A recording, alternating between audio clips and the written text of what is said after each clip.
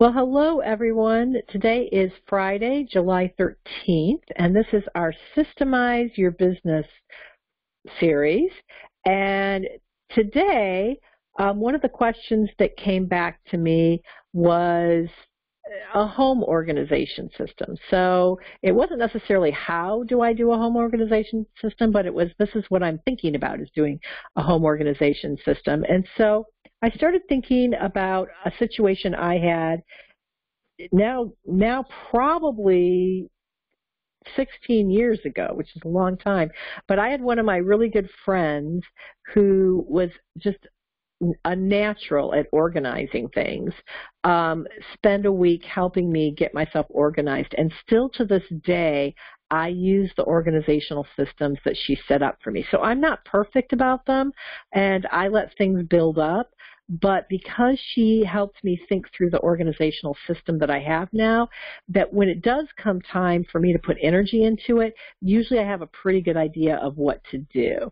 And so I'm just going to kind of share some of my stuff that I did, and you'll notice that there's question marks because I'm sure there may be stuff that I'm missing or that I don't touch on that other people's organizational systems do, but this is at least something that you can take a look at when you're thinking about your home organizational system. So what I'm focusing in on is your paperwork system, because I think the thing that is the worst for people who are feeling overwhelmed in their home, especially if they have a small business or an office in their home, is the home paperwork system.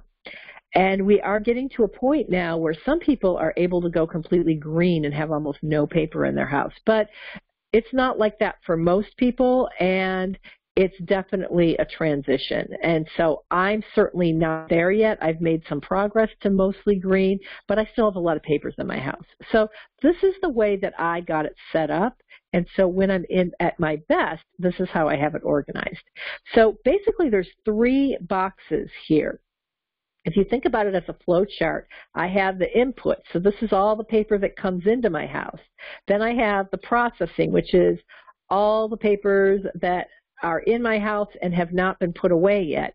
And then I have the home, which is everything needs a place. This is where all the papers go when they're in their proper places. So the one concept from organizing that I want to stress is that everything has a home. Everything has a home. It doesn't matter if it's a stupid little thing like a rubber band. It has a home. If it doesn't, then what happens is that everything in your house that doesn't have a home will end up getting piled up in a corner or on a counter or in any open space that's available, thrown on a couch. If it doesn't have a home, it will become clutter. So the first concept is a home needs to be created for everything, no matter how small or insignificant it seems, no matter how temporary it is. So I have a hard time with things that my kids have borrowed from their friends that have to be returned to their friends. I don't want to have a home in my house for it, but now I have a home for things that need to be returned to people, need to leave our home and be returned to people. I have a home for things that are going to Goodwill. So I have a home for things that I don't even want a home for in my house. I have a home for things that are on their way out the door, but they're temporarily in my house until they go out the door. That's how important having a home for something is. So essentially, if you look at the big picture here, what you want is inputs, processing, and then everything's in their home. And when things get cluttered and you have a home for everything, something that would normally take 3 hours to pick up and put away takes 10 minutes. Because you know where all the homes are, and you just grab everything and put it in their home. And it's so quick. And that was the big aha I got, and I wrote an article on it, and I've been a big fan of my friend. She started an organizing business, but then she moved away and had kids and never did another organizing business. She's got a job now. So I can't use her because she's 1,000 miles away from me, and she's working full-time and she has kids, but I would bring her back every time I felt disorganized. That's how mentally clear she was on how to get everything organized. Okay, so let's go through this. So for the inputs, this is something you might want to do as an exercise for yourself, and that is write on a list of paper what all your inputs are. So where does all the paper come from? So for me, I could think of three. One is my mailbox. So when I go to the mail and I bring mail, there's a bunch of paper there and envelopes and all of that. And we think of that as kind of the main thing. But then I thought to myself, well, where does the rest of the stuff come from? And there's stuff I bring in from my car and from my purses and from my bag. So I go to the doctor's and I'll get printouts of the results of my doctor's appointment, or I'll get a big paper receipt for my $10 copay, or I'll get receipts from the grocery store, or papers from a networking event I was at that the speaker had, or little advertisements and flyers that sit on the porch.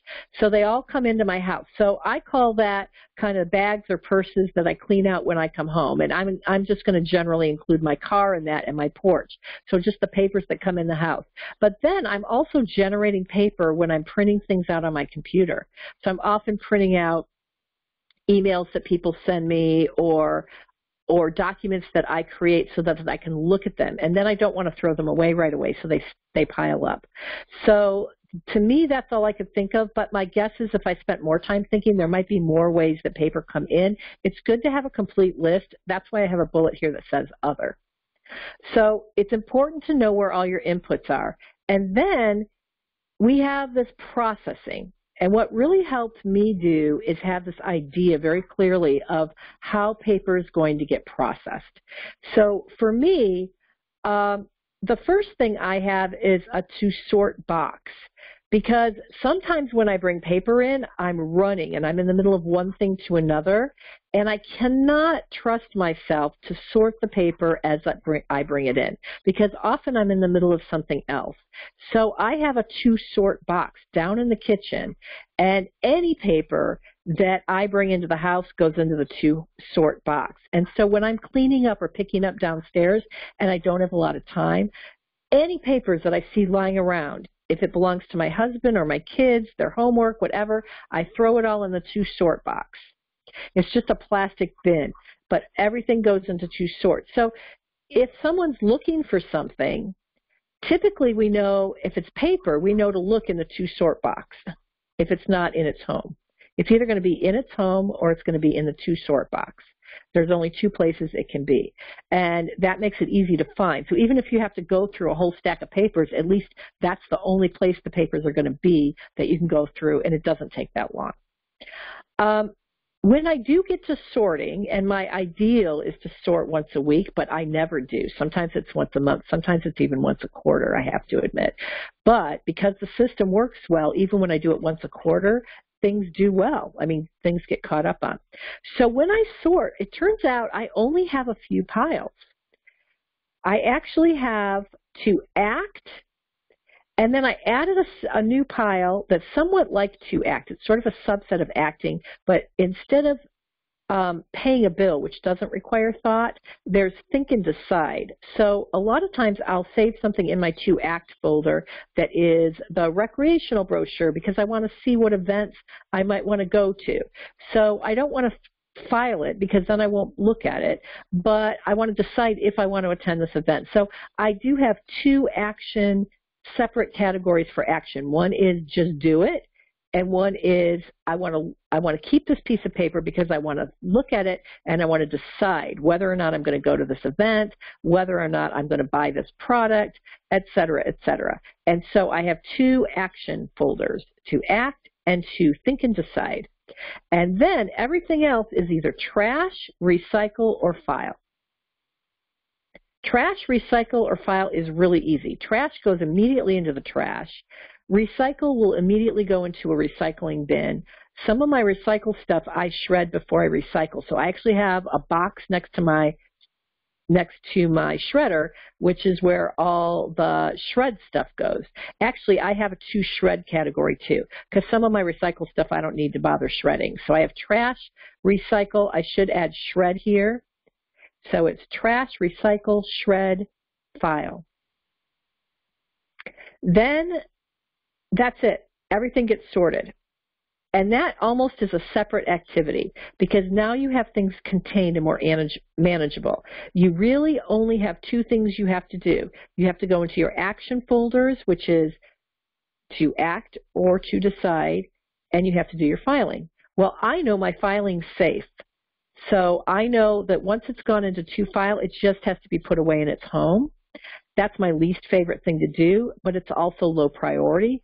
So that's kind of where I get behind, but I have a couple boxes that are dedicated to file, and I know that all my files are there if they haven't been put in their proper file folders.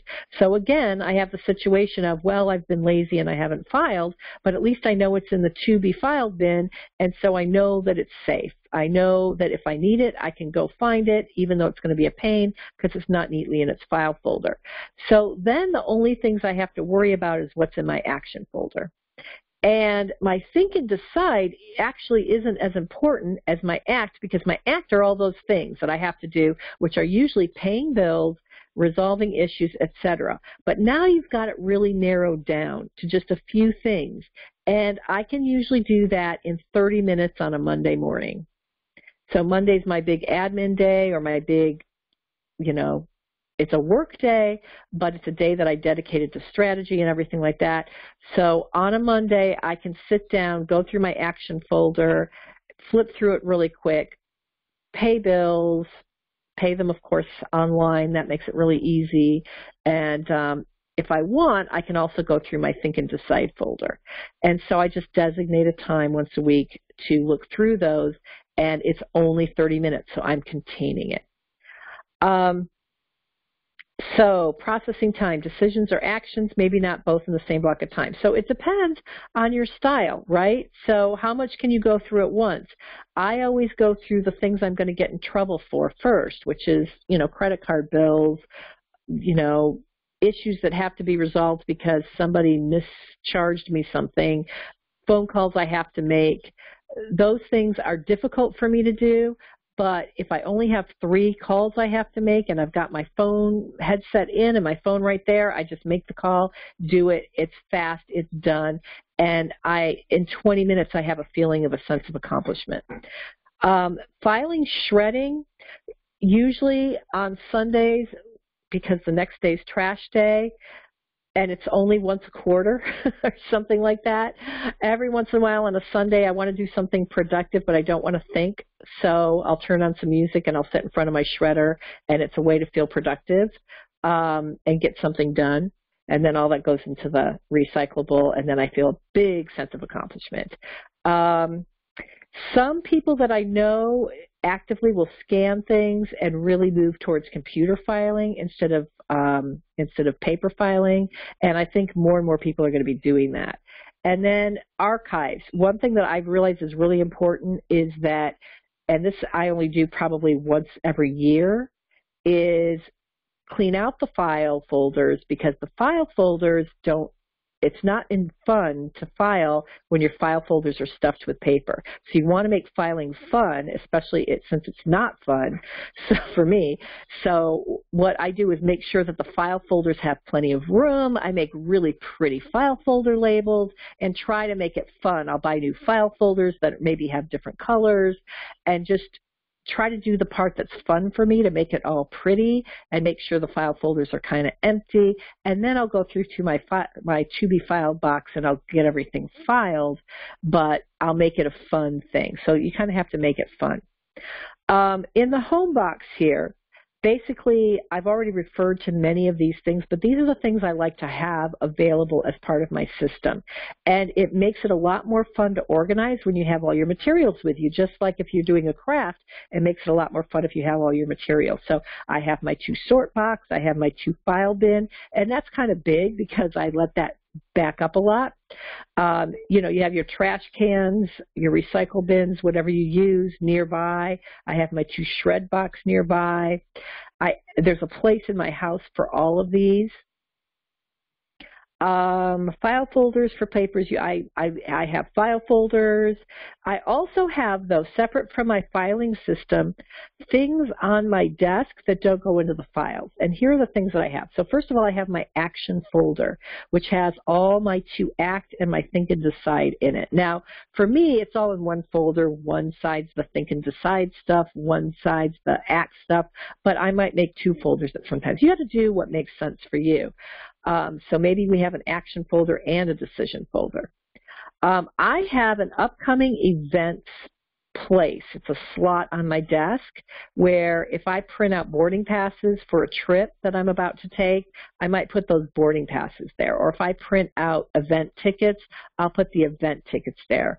So if I've planned a trip or if I have an event, let's say I have a speaking event and I have speaker's notes that I wrote for that speaking event, or I have something I want to bring to that speaking event, like handouts.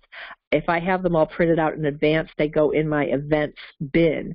So anything that I need when I'm walking out the door for an event, usually I can find there. And that's great because some of these things are planned 6 months in advance. So you buy the tickets, you print them out, and then you completely forget about it.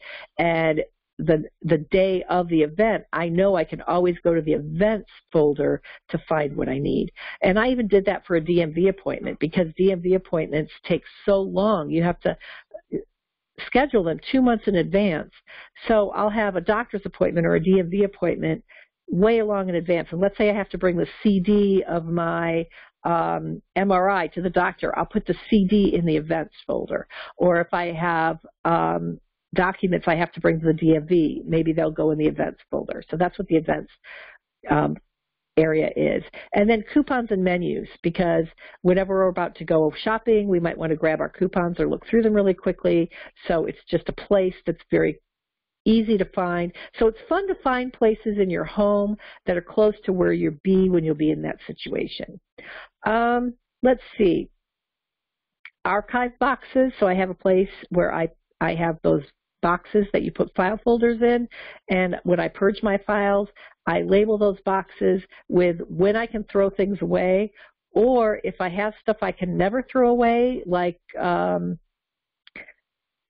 don't know, taxes, I say I can throw away in 3 years, but there might be some things, some receipts for big items that I don't want to ever throw away, or house documents, loan documents I don't want to throw away. So I'll put those in a separate archive box that says don't ever throw away, or don't throw away for 10 years, or review in 10 years, or something like that. And then if you have files on your computers, it's really important to have a redundant backup system. So I have a server drive that I'll put my files on, but I also have a hard drive, an external hard drive that I transfer copies of the files that are important to me on, because inevitably there's going to be a disaster and one of those systems is going to fail, so you always have the other system. So I'm going to stop right now and I'm going to just let people add things to what they heard. So we'll do a round robin. I'm going to turn the recording off for that, and then they'll turn the recording back on to throw in any concluding thoughts.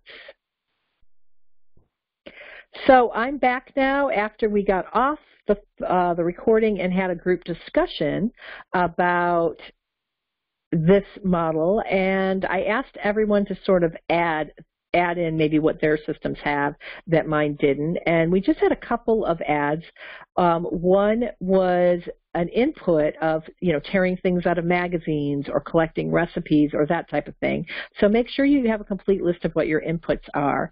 The other comment was that things like shredding can build up to the point of being completely overwhelming, and the shredder often will burn out and get too hot if you're shredding too many things at a time.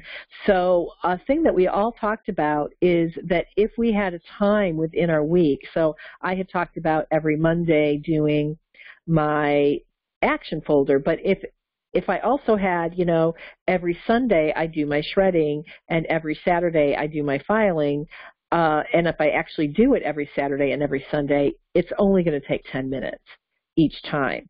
So that's a goal of mine. It's an aspirational goal, but that's sort of something that I would like to start doing systematically in my home.